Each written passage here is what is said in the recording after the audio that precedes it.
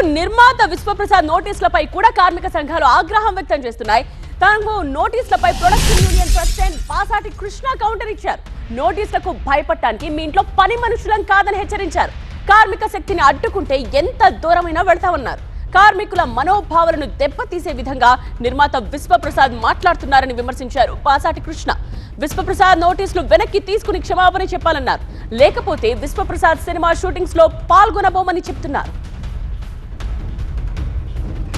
కొంతమంది వ్యక్తిగత కారణాల వల్ల కక్షపూరితంగా కార్మికులపై మరి ఈ నోటీసులు పంపించి బెదిరించాలనే ప్రయత్నం చేస్తున్నారు. మీరు బెదిరిద్దామనుకుంటున్నారో బెదిరితే బెదరటానికి మీ ఇంట్లో పనిచేసే కార్మికుడిని కాదు నేను. ఒక వ్యవస్థ కోసం, ఒక ఇండస్ట్రీ కోసం పనిచేసే నాయకులం మేము. విశ్వప్రసాద్ గారు, డైరెక్ట్గా మిమ్మల్ని అడుగుతున్నానండి, మీరు అర్థం చేసుకోండి. ఇక్కడ ఫెడరేషన్ వారికి పంపించారు, మీరు ఎక్కడైనా మానుకోండి. మాకు లీగల్ నోటీసులు ఇచ్చి రిటర్న్ తీసుకుంటే కానీ మేము మీ యొక్క సంస్థల్లో పనిచేయడానికి ముందుకు రామని కూడా మేము ఈ మీడియా ద్వారాగా మీకు తెలియజేస్తున్నాం.